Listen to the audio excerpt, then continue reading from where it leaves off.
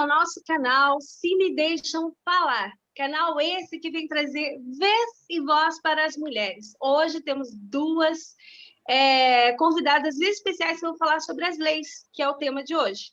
E vocês tiram todas as suas dúvidas sobre o que funciona, o que não funciona. E hoje vamos homenagear mais uma companheira que infelizmente se foi por feminicídio. E infelizmente, todos os dias, centenas de mulheres morrem por ser mulher. E é para isso que nós estamos aqui, para dar um basta nisso, né? E não vou passar agora para a nossa companheira Darcy. Saudações, companheiras. Companheiras, hoje nós estamos muito alegres por iniciarmos nosso canal. Então, companheira, este canal é direcionado a você, mulher guerreira e de luta. Companheiras, nós precisamos de você para fortalecer o nosso canal. Nós precisamos que você compartilhe, que você divulgue e também que você comente. Comenta aí, nos diz como nós estamos, o que você achou do nosso canal. Diz para nós também o que você pode fazer para nos ajudar. Companheiras, nós sabemos que para nós seguirmos em frente, nós estamos precisando de você, não só para divulgar, mas também do seu apoio. Então, companheiros, se você quer assistir nosso vídeo na hora, você clica no sininho e você vai receber nossas postagens. Venha, companheira, fazer parte da nossa luta, venha também ser o elo nessa corrente que vai fazer o Brasil melhor. Venha somar com a gente. Olá, companheiras dos 4 cantos do Brasil, que nós temos aí no nosso grupo, as nossas companheiras do Comitê Lula Livre Internacional, que estão pelo mundo afora aí, e que nos impulsionaram e nos animaram a iniciar essa luta, né? A gente sabe que não vai ser fácil, mas que mulher pode estar no lugar que ela quiser. E por isso nós estamos aqui. E hoje, né, iniciando a nossa primeira atividade do canal Se Nos Deixam Falar, muito significativo, e eu convido a cada uma que seja uma Domitila, tá? Que dê vez e voz para todas as mulheres que estão aí na luta, na luta do dia a dia. E nós hoje temos o prazer de contar com a colaboração da Raíssa, uma liderança jovem, companheira já de luta aí, e a nossa companheira de sempre, de uma vida inteira, a Mara Guacira Alves e a Raíssa Xadec. E ninguém melhor do que elas, né, para falar quem é a Raíssa e quem é Mara. Então, pessoal, primeiramente eu quero agradecer o convite da Helena, agradecer a Silvana pela oportunidade. Eu me chamo Raíssa Xadec, minha formação acadêmica, eu sou bacharel em Direito e eu tenho mestrado em Direito e Multiculturalismo. Mas eu tenho uma profissão paralela a essa questão do direito. Eu também sou terapeuta e facilitadora de várias técnicas terapêuticas. E toda essa bagagem me trouxe muito conhecimento, e agora eu estou nessa caminhada de agregar as duas coisas. Então, sou professora universitária e agora, atualmente, eu estou fazendo a formação em Direito Sistêmico. E eu vim falar para vocês também um pouco de lei e algumas coisinhas mais que a gente tem para debater hoje. Obrigada, Raíssa. Pode agora falar, Mara. a Mara. Olá, companheiras, queridas companheiras do mundo afora. O meu nome é Mara Guacira Alves, sou natural de Santa Rosa, 58 anos, casada, mãe da Júlia, funcionária pública do município aposentada, dirigente partidária do Partido dos Trabalhadores aqui de Santa Rosa, sou presidente do diretório, estou no meu 2º mandato, tenho essa luta partidária já há muitos anos a favor dos trabalhadores, das trabalhadoras, das minorias e sempre da inclusão. Trabalho também o coletivo étnico e o coletivo feminista. Faço parte, então, da Casa Étnica de Santa Rosa, Casa Africana de Santa Rosa, e o coletivo Combate ao Feminicídio. Sou muito feliz de estar nesse momento com vocês, minhas companheiras do mundo, minhas companheiras de luta, Helena, Silvana, a Tere, minha companheira de muitos anos, de muitas caminhadas, de muitas perdas, de muitos ganhos, de muitos acertos, de muitas tristezas e de muitas alegrias. A Raíssa, minha sobrinha, com quem eu tenho o prazer de dividir essa tela com ela, saber que ela está também nessa luta conosco. A Silvana, que fala lá de Londres e tem uma outra visão do mundo. Nós estamos ainda no submundo, aqui no sul da América do Sul, onde vivemos certas barbáries, infelizmente. Retornamos a certas barbáries das quais a gente achou que tivesse superado. Então, a minha formação é História, e eu cursei algumas cadeiras de Direito, o que me dá, então, uma visão ampliada da questão da mulher, da questão da disparidade ainda nessa questão de gênero. Como eu atuo nessa questão de gênero, étnico e partidária, eu me sinto, assim, às vezes, na contramão da história, gurias, porque o massacre que ainda a gente vive em pleno 2021, ele é assustador, mas, ao mesmo tempo, ele é desafiador. Então, como a gente já superou muitos percalços, eu acredito que a luta nos chama diariamente. Nós vivemos um período da chamada modernidade, que de moderno não tem nada, ainda muito pequeno, perto de todo o tempo que tem o planeta. Somando neolítico e paleolítico, a parte que a gente está vivendo agora é muito pequena.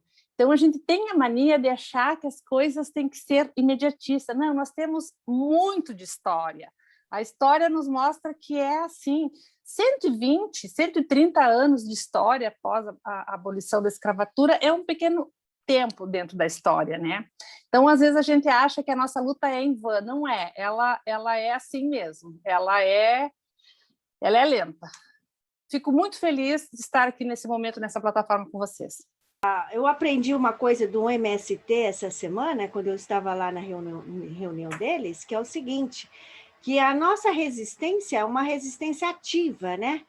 Que a gente tem que andar fazendo ações, né? São 3 tripés, né?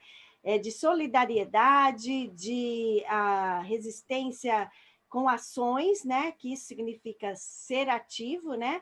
Por exemplo, nós termos ido sábado para as ruas também foi uma resistência ativa, né? Tomar uma decisão de ir, mesmo com a pandemia, mas se a gente não tivesse ido, a gente vai morrer de qualquer forma. Então, nós temos que ir na rua para denunciar, e todo o trabalho que a gente faz, ele é válido, eu acho.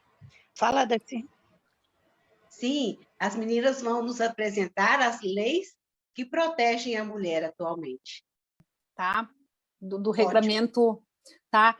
Porque, assim, para a gente contextualizar isso que a gente está conversando aqui, a gente tem que saber qual é o mundo que a gente está vivendo e quem são essas pessoas que pensam lei, que elaboram leis, que aplicam a lei, que fiscalizam a lei. Tá? Então, nós não podemos separar toda essa questão do regulamento legal, técnico, que daqui a pouco a Raíssa fala, daquilo que eu quero falar sobre esse contexto histórico e cultural que nós vivemos. Qual é o tempo que eu tenho, gurias? 10 minutos, mais ou menos? 8, 12 minutos, por aí? Que é mais ou menos isso que eu me preparei. Isso, tá? pode ser. tá? Se houver alguma... O que eu sugiro também, ó, nós falar tudo isso agora, eu passo essa parte, a Raíssa faz a parte dela, e no fim a gente faz as perguntas, pode ser? Pode ser. Pode. E aí a Isso. gente esclarece alguma coisa que a gente não entendeu direito. Tá bem, né? tá bem. Então, assim, ó, lembrando, vamos começar que o Brasil foi ocupado, eu não vou usar a palavra invasão, mas eu vou usar a palavra ocupado em 1500 pelos portugueses, tá? E aqui já existia uma sociedade construída, nós tínhamos aqui os habitantes naturais dessa terra, que são os índios, e havia todo o interesse de exploração pelo capitalismo. Daí, então, se instala todo esse regime de total exploração dessas terras, a qualquer custo. Primeiro, então, tentando com os indígenas, que não foi possível, e depois, então, com a trazida forçada dos africanos para trabalharem da forma mais horrorosa que nós conhecemos nessa dimensão de planeta, que é a escravidão. Com isso, nós construímos um mundo desigual que nós temos até hoje. O Brasil nasce num momento do firmamento do capitalismo, e ele precisa assegurar essas duas castas, o servo e o senhor e o servo. E esse senhor, ele vem apanhado e protegido de toda o regramento jurídico, então, com todos os benesses que a coroa portuguesa lhe dava. E isso vem, se constrói essa sociedade nesse sentido. O Brasil foi o país que mais invadiu a África, trouxe para cá, amarrado, acorrentado, para trabalhar nas piores condições. Então, aí a gente já vai vendo o tipo de sociedade que a gente acabou tendo, né? As leis, então, que começam a ter vigência nesse país são as que valiam na coroa portuguesa, que são eles que têm o poder, o domínio. Então, o imperador ele era chefe de Estado, chefe de governo. Então, se tem todo um domínio de uma única classe. E, obviamente, essa classe vai sempre ver os seus interesses. E é assim que a gente permeou os primeiros séculos desse país, mas que, infelizmente, traz consequências até hoje. A condição da mulher, a condição dessa submissão da mulher, vem dessa sociedade de casta, vem dessa sociedade patriarcada, onde a mulher vai ocupar um lugar sempre de submissão. Então, para que essas leis, que a Raíssa daqui a pouco conversa conosco, elas tenham eficácia, elas encontraram esse ambiente híbrido, então, hostil, de uma sociedade muito, muito resistente a essa flexibilização, vamos dizer assim, eu vou fazer flexibilização, mas é o mínimo de dignidade, né?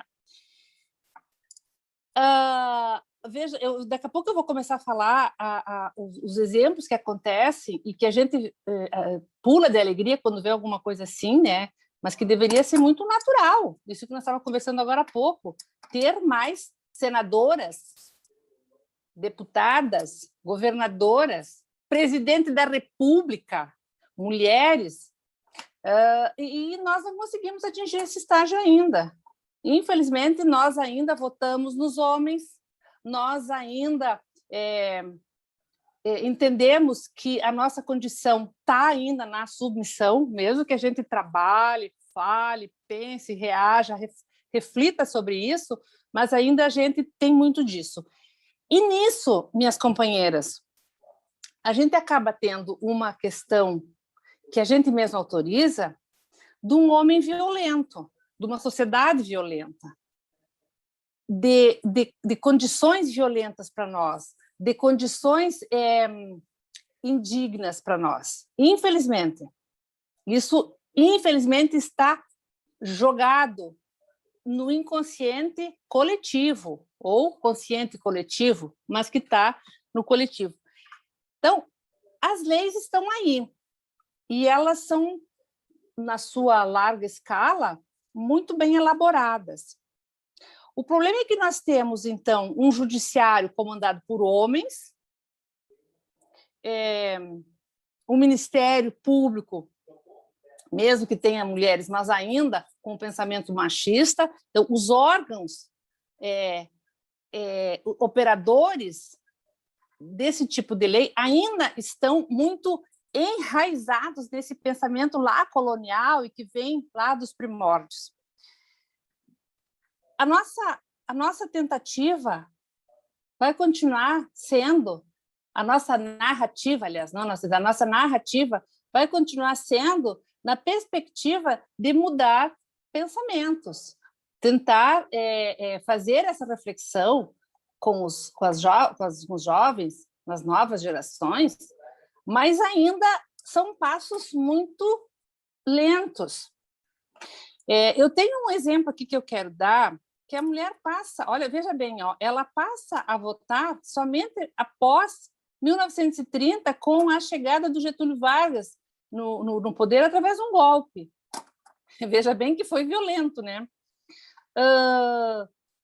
Até a década de 80, matar pela honra não era crime. Tem um caso muito polêmico, e as minhas companheiras talvez me ajudem a lembrar, o caso da Ângela Diniz, que aconteceu em 1976, era uma socialite que foi morta pelo namorado, chamado Doca Street. Ele foi absolvido. Isso que aquele caso assim, foi muito emblemático para a época, porque a mulher era rica, né? Então, bem depois, as feministas da época, as Marta Suplicy da vida, conseguiram lá, com muito barulho, conseguiram um novo júri onde ele foi condenado. Ele morreu agora há pouco, faz uns 2, 3 meses que ele morreu, já nos seus 80 e poucos anos. Mas agora vejam bem, né? Então, havia até a autorização para os homens matarem em nome da honra. Mas que honra é essa? Que pode matar, tirar uma vida. Então, veja bem que até mesmo o regramento jurídico nos leva para esse abismo de desigualdade.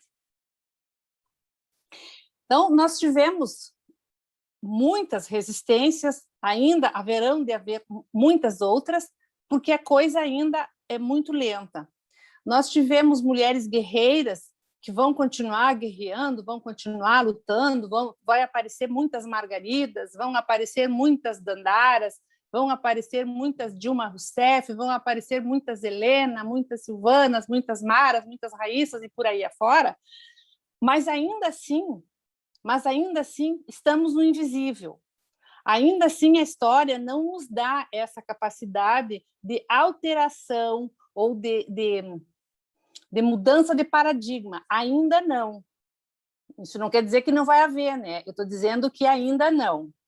Então, eu falei esses meus quase 10 minutos agora desse contexto histórico, para dizer que é nesse ambiente masculino que nós vivemos, que as leis são aplicadas nesse ambiente.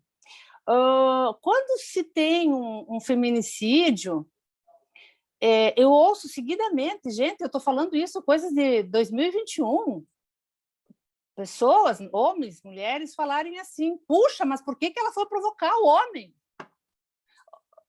Olha o absurdo que a gente está vivendo ainda. Então, ou outras coisas, né? Daqui a pouco, se a Raíssa falar sobre a lei Carolina Dickmann, que me dá o direito de não ser perturbada nas minhas imagens. As minhas imagens são minhas. Eu não tenho que autorizar, ou se eu autorizar, é problema meu. Se eu quiser autorizar e mostrar minhas imagens, né? Então, veja bem aqui, a mulher passa a ter ainda uma falta de autoridade sobre ela mesma. Ainda nós temos isso. Determinados momentos, né? Mas nós temos, meninas, não quero também entrar com o pessimismo total, não é isso, eu estou dizendo que o ambiente ainda é difícil, mas nós temos muitos avanços, sim. A Lei Maria da Penha nos deu um up muito confortável, e outras também. Nós temos centro de referência, nós temos coletivos, nós temos muitas coisas que já vêm a nosso favor, que já começam a deslumbrar um futuro, não sei de quanto tempo aqui para frente, um pouco melhor. porque eu tenho 58 anos. Quando eu era criança ou adolescente, eu jamais teria sabido de uma conversa dessa como está vendo agora. Então, que bom que isso está vendo, e as meninas dessas novas gerações que estão chegando terão essa reflexão para fazer. Era com isso que eu queria começar a nossa conversa. Obrigada pelo espaço. Infelizmente, o que eu acho, que a única pergunta, a pergunta que eu gostaria de fazer é justamente que as leis existem, né? Estão aí, mas elas praticamente não são usadas. Eu sinto isso, entendeu? É como se as leis fossem, eu sinto como se as leis fossem um pouco mortas, né? E é difícil de utilizar. O judiciário, muitas vezes, tem tantas armadilhas, se usa tanto de jogos, vamos dizer que seja um jogo, que muitas vezes se torna ineficaz essa lei. Como é que ela vê? Como é que a doutora vê as leis sendo manipuladas, inclusive para falsear, né, a verdade e a proteção da mulher? Porque eu não vejo uma evolução tão grande assim de proteção, no Brasil, principalmente, que eu estou falando. E cada dia mais a mulher está sendo desprotegida, né? Então, parece que há uma involução. É isso mesmo. Eu queria que ela falasse mais sobre isso, se pudesse. Então, companheira Adalgisa, isso. As leis, elas têm uma certa eficácia. A gente não pode dizer que as leis são 100% eficazes. Um pouco também vem dessa fala que a Mara fez. As mulheres, elas sofrem agressão, elas sofrem abuso sexual, violência, mas elas estão tão arraigadas, elas estão tão enraizadas nessas realidades que elas não procuram ajuda. Elas não vão, elas não fazem um registro da ocorrência, ou até fazem, mas depois voltam atrás. Então, assim, é um trabalho minucioso, complexo, mas nós realmente precisamos nos empoderar enquanto mulheres. Dizer, chega, eu não sou obrigada a nada. Eu não sei. E é só que as mulheres não entendem, elas acham que elas não podem, que elas não têm vez, mas elas têm. Elas têm vez, sim, elas têm voz também. Né? Então, a Darcy agora está com a mão levantada. Darcy, você poderia fazer sua pergunta? Bom, eu gostaria, não é bem uma pergunta, é mais ou menos um comentário, tanto para a Raíssa quanto para a Mara, se elas quiserem falar sobre isso. Porque, na verdade, a mulher precisa ser tutelada com esse tanto de lei que tem, então fica muito claro que tem alguma coisa muito errada nessa sociedade. E que se a mulher, às vezes, é omissa, é porque tem alguma coisa muito pesada por trás disso. Não é só isso. Se há muito, ela precisa ter tutelada por pai, por marido, por lei. Não é uma coisa simples. A mulher, não, às vezes, não procura ajuda, mas é pelo receio, é pela formação. Tem muita coisa nisso. Se as doutoras puderem falar sobre isso, eu gostaria. Eu gostaria de contribuir, então, com a Darcy. Na tua pergunta, então, vamos dizer assim, já está a tua resposta. Infelizmente, nós viemos carregada disso, da culpa, do medo e da opressão. Então, todo esse regramento que tem a nosso favor, nós ainda não conseguimos entender que ele nos defende, por coisas muito pesadas ainda, de cargas que a gente traz lá dos ancestrais, né? Da nossa mãe. Nós legitimamos uma sociedade machista, porque a gente herdou isso da mãe, que herdou da avó, que herdou da bisavó, né? Então, o regramento jurídico está aí para nos ajudar, mas nós vamos ter que romper algumas coisas, e isso não é fácil. A gente está falando sobre romper culturas e hábitos, e para isso, Darcy, às vezes, nós temos que enfrentar todo um preconceito de uma sociedade altamente preconceituosa contra nós. E isso é forte, isso é pesado. Então, quer dizer assim, ó, a carga da mulher é muito pesada. Isso historicamente, né, culturalmente. E como os relatos já foram dados aqui, se a gente abrir para o relato, a gente vai ouvir muito o que eu normalmente ouço nos nossos debates assim, a mulher faz algum tipo de movimento para sair de uma relação violenta, às vezes os filhos se contrapõem, a família. Então, para ela não ter que conviver com tudo isso, ela fica quieta, né? Então, veja bem, ó, quanta coisa tem em volta. Então, essa tutela que tu mesmo falaste, essa tutela chega a ser até perigosa, né, para a mulher, porque não tutela ela, não protege, né?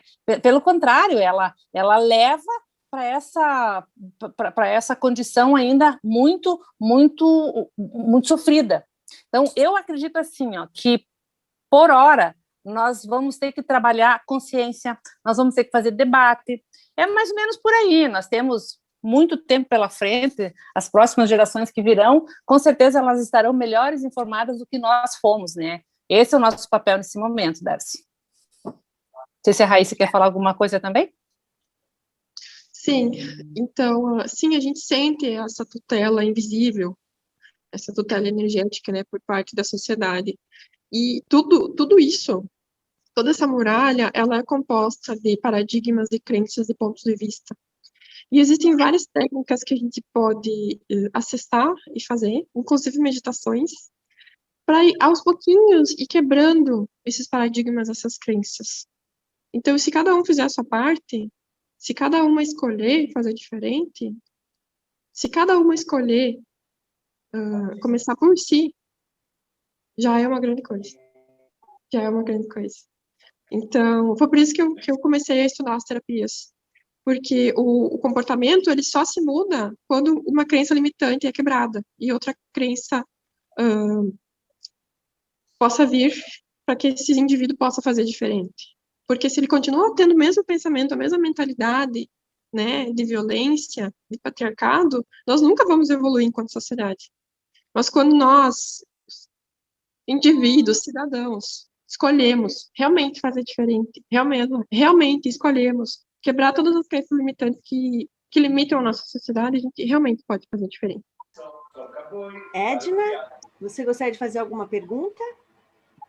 Alguma observação? Eu gostaria de fazer uma observação. Olha, uma observação é uma pergunta. Se há, por exemplo, algum trabalho, principalmente para a Raíssa, que trabalha com terapia, né, a respeito do homem violento, né? Porque eu não quero falar sobre isso, quero deixar para a Helena que falar a respeito da criação das mães, né? A Helena que colocou isso em pauta. Mas e o tratamento agora, né? E o que está sendo feito para esses homens deixarem de ser essas pessoas violentas e pensarem diferente? Obrigada. Então, Edna, o movimento sistêmico, principalmente dentro do judiciário, ele está crescendo muito. O que é necessário? O que essa técnica, né, de Beth Hellinger ela faz? Lá dentro da constelação, dentro da filosofia sistêmica, nós temos um termo que se chama amor interrompido. O que acontece? O que é esse amor interrompido? É quando aquela criança, ela sente um abandono, ela sente que está sozinha. E naquele momento ela se revolta contra a vida, contra os pais. Então, se esse homem né, vivencia esse amor interrompido, principalmente em relação ao pai, porque o pai é a figura paterna, a masculinidade, o ir para a vida, né, o buscar a sobrevivência. Se ele já tem uma visão distorcida do pai, ele vai, consequentemente, né, desenvolver uma masculinidade doente do meninos. Existem várias formas de a gente, né, trabalhar essa masculinidade doente que a gente vive hoje, que muitos homens vivem hoje. Não estou dizendo que todos, mas boa parte da nossa sociedade, né, experiencia essa masculinidade doente. Então, através das técnicas das constelações familiares, a gente pode, então, né, retomar esse vínculo com a figura paterna, né, principalmente os homens. Nós, mulheres, retomar esse vínculo com a nossa figura materna. Ter um lugar de honra no coração para nossa mãe. Ter um lugar de honra para tudo como foi. Quando a gente aceita o destino de todos, do jeito que foi, fica mais fácil para a gente quebrar os paradigmas que a gente enfrenta na sociedade de hoje. E existem várias técnicas, como o Theta Healing, como a desprogramação neurobiológica, que eu trabalho também, como o Access Consciousness também. Várias técnicas que a gente pode, inclusive, agregar na resolução de conflitos. Então, eu fui muito nessa linha do direito sistêmico, do direito holístico, né? Que justamente utiliza essas técnicas holísticas e energéticas como forma de resolução de conflitos, porque o conflito, ele é uma doença, ele é uma desordem comportamental, e que, inclusive, pode ser tratado com, né, técnicas energéticas e terapêuticas. Eu gostei muito. Gurias, só para complementar aqui uma coisa que a Raíssa falou, não nessa linha sistêmica dela, mas assim, ó, há casos já, quando então configurado o processo de alguma violência, não no feminicídio, né, na Maria da Penha, na agressão física e tal, o juiz já determina o tratamento psicológico desse homem, tá? Ele já, há casos, tá? A jurisprudência disso, que encaminha ele para um tratamento, encaminha ele para alguma terapia. Dentro dos coletivos que eu trabalho, que eu atuo, nós estávamos conversando com um advogado que atua nesses casos, e ele conversando com o homem, né? O homem, olha o absurdo que eu vou falar para vocês. O homem falando assim, dele disse, olha, ele falando, o senhor, a pessoa essa, né, o agressor, falando para o advogado, isso é agressão? Isso é agressão? Isso é crime? Quer dizer, para ele, assim, está tão incrustado na cabeça dele que é natural, a violência naturalizada, né? Então, para ele era natural bater na mulher, ou xingar, ou sei lá, qual foi o motivo do processo dele, né? Então, vejam, gurias, a quantas ainda a gente tem para andar, né? Era isso que eu queria colocar. Eu acho, assim, impressionante, Obrigada. né? Que, por exemplo, como você mesmo disse, as mulheres... se você for reclamar alguma coisa, eu pensando, eu estava falando para minha amiga, porque ela, às vezes, estava reclamando que ela acha que os relacionamentos, às vezes, não dá certo, porque ela fala muito. E eu acho que também é o seguinte, quando você entra num relacionamento abusivo, eu acho que a terapia é muito importante para você se autoconhecer, né? Porque se você... se conhece e você entra no relacionamento e você começa a ver esses, que eles chamam em inglês de red flags, né? Que são sinais vermelhos, né? Tipo assim, se a pessoa no primeiro encontro já grita com você, não segura a sua mão, não te trata com respeito, não pergunta o que você quer comer, aonde você vai estar em 10 anos nesse casamento, né? Então, outra, puxar cabelo, bater na pessoa, eu acho que, tipo, eu tive uma amiga também que achava que puxar o cabelo não era uma violência, sabe? E também eu acho que, apesar de todas essas tutelas, né, que vocês falaram, existe realmente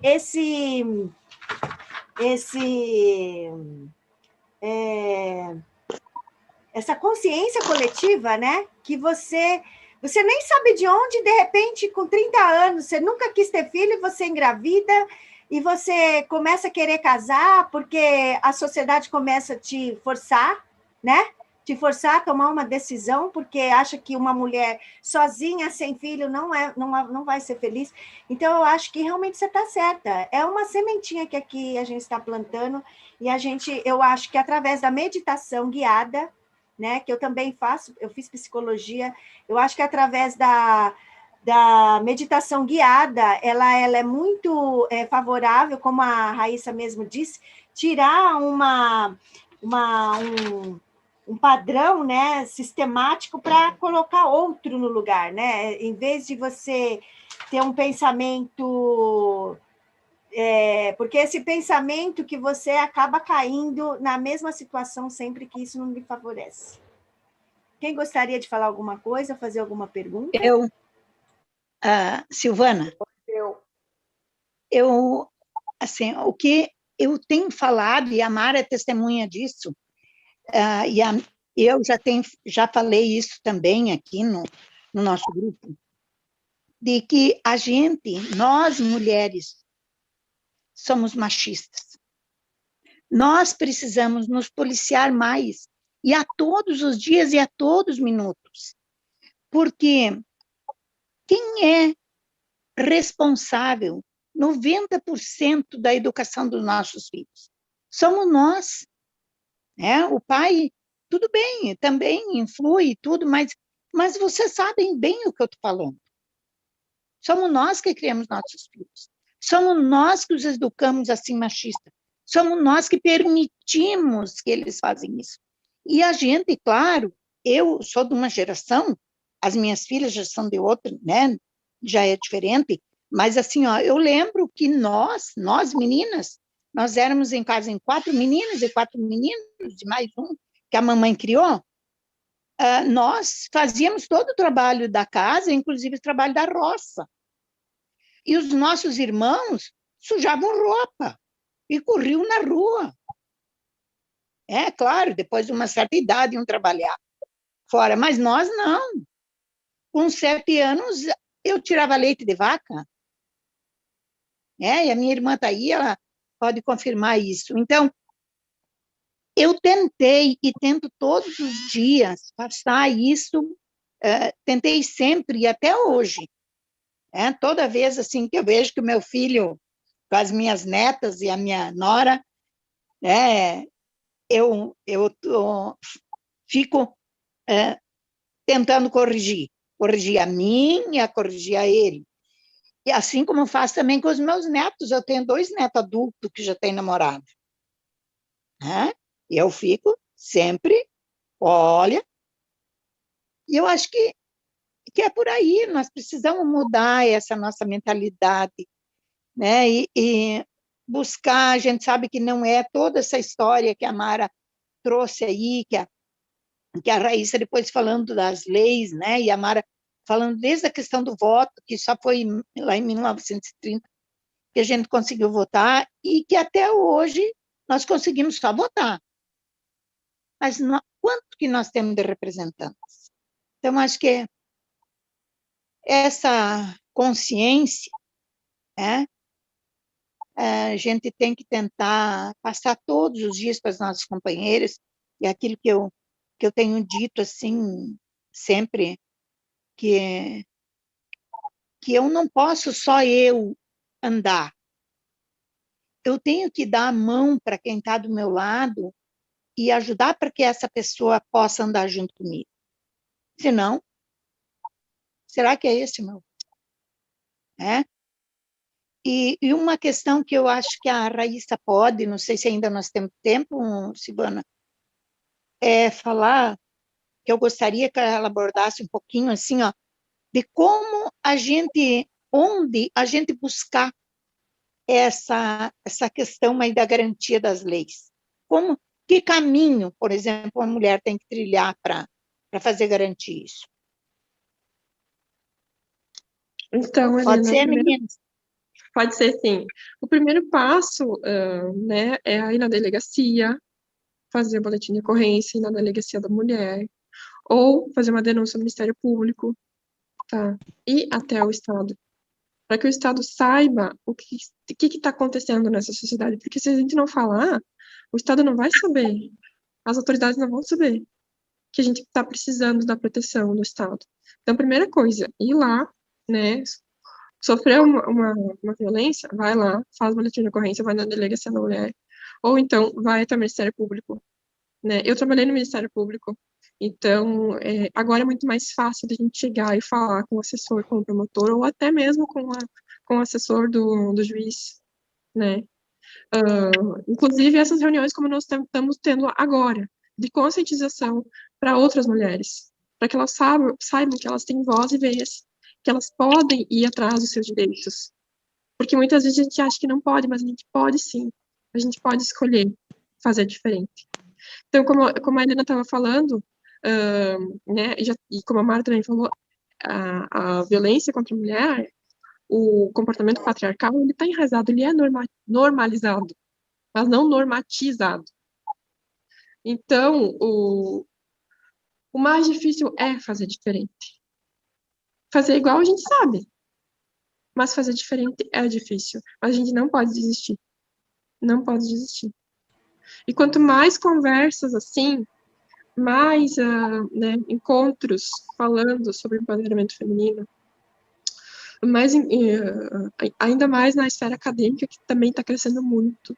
tem muitos alunos, né, tanto na graduação, mestrado e doutorado, fazendo trabalhos sobre empoderamento, sobre gênero. Inclusive, eu já escrevi vários, né, já participei de capítulo do livro. E quanto mais a gente falar sobre isso, sobre esse assunto, vai chegar ao ouvido de mais e mais pessoas, e mais empoderamento a gente vai estar trazendo para a nossa sociedade. Então, eu queria até fazer um amendo, né, que a Helena falou. Tudo bem, nós mulheres, nós vamos ensinar até nossos filhos, por exemplo, cozinhar, lavar roupa, cuidar da casa. Isso são coisas até fáceis de fazer, né? Se você colocar isso na perspectiva de ensinar a criança. Só que acontece que a criança também, ela aprende a observar, né? Ela aprende observando. Então, ela observando esses comportamentos machistas dentro de casa, o pai batendo, o pai brigando, o pai xingando, isso também é que afeta a criança. Mara, como que a gente muda, né, essa situação? O que a gente poderia fazer para que essa mentalidade, que influência que a gente poderia ter nesses relacionamentos, você acha? Companheira, bem Mara, isso. Ô, Oi? Mara, antes Oi? de você, eu ia te pedir um espaço, até porque depois eu vou precisar sair. Tá. Eu Pode. só queria fazer uma Concedo. consideração assim, ó, com todo respeito e valorização às terapias e teorias alternativas de capacidade, de empoderamento, de superação das situações difíceis, das situações de opressão. Eu vejo que se ficarmos nesse nível, nós ficamos muito no nível do individual e de cada um. Por mais que a questão de darmos as mãos, mas eu vejo que seria tema, talvez, uma outra oportunidade, a gente discutirmos mais a questão estrutural, porque tudo que vocês já disseram aí prova que a opressão ela é estrutural e ela não é só sobre a mulher. Claro que nós estamos aqui buscando aquilo que nos interessa mais diretamente, mas nós estamos dentro de uma estrutura opressora, dentro de um sistema social que traz, né, historicamente uma cultura de opressão. E os homens, o que eles fazem é aquilo que numa brincadeira já disse, o pai sofre a opressão do patrão, ele chega em casa e bate na mulher, a mulher bate no filho, as crianças batem no gato, né? Então, é uma coisa que está na organização da sociedade, a questão da opressão. Talvez nós tivéssemos que discutir isso e levar para o patamar de políticas públicas. Nós precisamos não só melhorar o que já existe, que em alguns municípios existe, nós tem alguma coisa, mas há municípios que não tem nada, em nível de município, de estado, de organização, enfim, de ferramentas para não só o tratamento, o acolhimento, o encaminhamento da questão de mulheres que sejam vítimas de violência, mas que também faça a sociedade pensar que ela é violenta, que ela oprime, que ela agride, né? Agride a mulher, em primeiro lugar, mas agride também entre os homens. Olha o que nós estamos vivendo no nosso país, que tipo de formação nossa estrutura social, nossos representantes políticos hoje dão para a sociedade, dão para empoderam os homens. Olha o nosso presidente, ele dá poder para os homens, porque ele é um truculento, ele é um agressor, ele é um opressor, ele é um genocida. Então, nós temos que ampliar isso. Por hoje, eu acho que está ótimo. Parabéns, meninas que organizaram. Parabéns a Mara e a Raíssa pela contribuição que trouxeram. Mas vamos dando passos. Ótimo esse primeiro. Vamos dando outras, talvez pensando nisso. Como, enquanto mulheres, nós podemos quebrar paradigmas e avançarmos na questão estrutural da sociedade, começando por políticas públicas, ocupando nos espaços de poder, né? Nas candidaturas, nas eleições, tentar mudar essa questão da lei eleitoral, que nos discrimina, né? 30%, o que é isso? Nós não somos 30%, nós somos 50% no mínimo, né? Temos que ter. Então, eu queria deixar só essa preocupação, e eu peço licença para vocês, eu preciso, estão me chamando ali, querem uma coisa de mim, tá? Olha só, né? Nesse momento a gente tem que ir daí, né? Para não criar problema lá do outro lado. Tá bom, minhas queridas? Eu vou ficar assistindo vocês, mas só vou me desligar para eu poder sair daqui onde eu estou, tá bom? É isso aí, vocês vão ouvir os barulhos da casa e não vai dar certo. Tá bom, minhas queridas? Obrigada, Terezinha. Para cada uma, vocês são muito especiais. Vamos em frente. Vamos continuar conversando. Então tá, daquilo que tu me perguntou então, como é que a gente faz, né, para falar em bons exemplos e tal, mas o filho está vendo essa violência acontecer dentro de casa, né? Bom, a gente tem assim, ó, a gente educa filhos pelos bons exemplos, né, e pelos maus exemplos também, né? Aí chega, quem sabe, a hora da gente se reeducar, né? Não entende? E também da gente aceitar ou não aquele ambiente nervoso, truculento, agressivo, violento, que eu estou passando para os meus filhos, né? Porque, obviamente, eu estou reproduzindo aquilo que eu recebi ou não, mas eu estou passando isso para os meus filhos, e é uma responsabilidade minha. Eu estou colocando esse ser humano na sociedade, e que sociedade é essa que vai ter mais violenta? Então, veja bem, tudo aquilo que a gente já falou, a gente reproduz, né? Mesmo sabendo do horror que é. Então, como que faz para frear isso, né? Nós é que temos que frear, né, essa reprodução violenta, truculenta. As escolas têm um papel preponderante, sabe por quê, gurias? Eu tenho feito, então, esses trabalhos que a gente está fazendo nos coletivos, e agora, lógico, com a pandemia, a gente está um pouco, um tanto que sem ter essa possibilidade por causa da pandemia. Mas a escola, ela é um radar, ali se identifica muita coisa das violências sofridas, né? E essa criança, ela vem para a escola violentada, porque ela sai de um ambiente violento. Então, é a mãe que apanhou, é a mãe que vai surrar ele, e é aquele ambiente todo.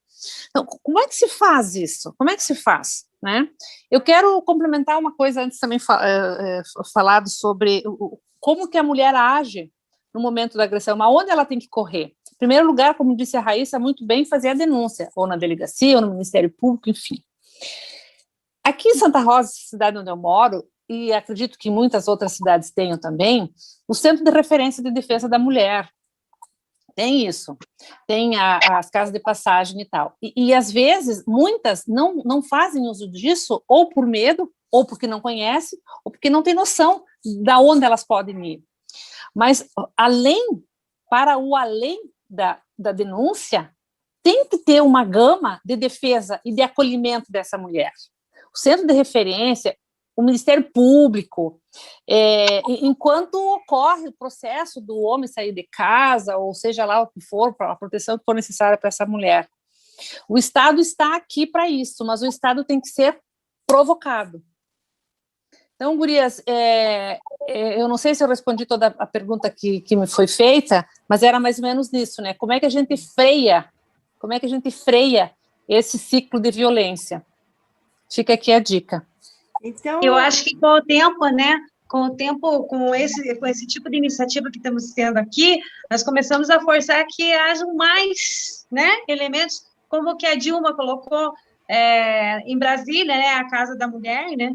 E que nós tenhamos mais representatividade no Congresso, nos Senados, nas prefeituras, para que isso vá para o Brasil inteiro e nós tenhamos aonde fugir, né? A começar pelas câmaras e vereadores, a começar pela associação de bairros, a começar pelos nossos sindicatos, a começar pelos nossos partidos políticos, como dirigente partidário, ou às vezes nas nossas associações, nos nossos movimentos como esse, nos nossos coletivos, e por aí vai. Eu acho que também colocar nós mulheres à disposição das mulheres, né? Porque você tem que dar apoio para essas mulheres, porque é um apoio econômico, é um apoio emocional, porque às vezes a pessoa depende do homem, né? Fica nesse relacionamento escravizado, né? Porque nós somos escravizadas, nós temos um bem, né? Que é o nosso trabalho.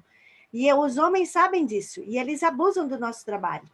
A Adelaide gostaria de fazer uma observação, uma pergunta, e depois a gente vai para o encerramento, porque a gente não gostaria de ficar muito tempo, e a gente vai fazendo umas lives para a gente esclarecer e para a gente, quem sabe, criar um apoio, né, às mulheres, né? Eu acho que seria também interessante. Bom, não sei se é uma pergunta ou como que eu coloco isso. Diante de uma mulher que foi agredida ou que fez uma denúncia, já aconteceu próximo de mim isso. Veio o policial e o marido falou para o policial, pode voltar que vai ficar tudo bem, até oferecer um cafezinho para o policial que veio quando a mulher chamou. Tá, o policial foi embora, o que aconteceu? O homem pegou e cortou os interruptores para ligar a luz, a energia, e matou a mulher dele a facadas. Por que não levar esse homem? Por que deixar ele? A polícia virou as costas, ele matou a esposa grávida, isso é muito triste. Era isso minha pergunta. Obrigada. Adelaide, tu quer saber o que fazer com esse homem agora? O que poderiam ter feito para essa mulher não morrer, né? Essa é a resposta que a polícia tinha que nos dar, né? Não, isso que eu queria perguntar. Por que deixaram ele? Se ela já fez a denúncia, não podia ter deixado ele com ela. É lógico que ele ia agredir ela e matar, como fez. Como aconteceu. Mas assim, infelizmente, e daqui a pouco a Raíssa complementa para mim, assim, infelizmente tem isso, né? Feita a denúncia, o aparelho policial chega lá, policialista chega lá, a pessoa tem que confirmar isso. É lógico que o agressor vai dizer, não, tá tudo bem. É ela que fez a denúncia e diz, não tá tudo bem. Só que para ela romper isto é complicado, né? A polícia se esvaiu a denúncia, eles foram embora. O agressor continuou lá e matou, como tu acabou de dizer, um absurdo, mas que sirva de lição para muitas não se calarem. Passo para a Raíssa. Então, meninas, a violência sistêmica ou sistemática, ela acontece na nossa sociedade, ela é uma realidade triste, infelizmente. E, além disso, a negligência, né, por parte do aparato estatal e judiciário, policial. O que seria interessante, né, quais ferramentas a gente poderia agregar, né, nesse tipo de atendimento? Quem sabe uma assistente social, uma psicóloga, um profissional, né, de assistência social ou de psicologia, e junto com esse policial, para ver o que realmente está acontecendo ali. Porque muitas vezes a mulher só chamou a polícia, muitas vezes, porque aquilo ela já está além do limite. Ela já não sabe mais o que fazer. Então, como a Helena e a Terezinha falaram, realmente faltam políticas públicas de assistência, né, à violência doméstica e violência sexual, enfim, né.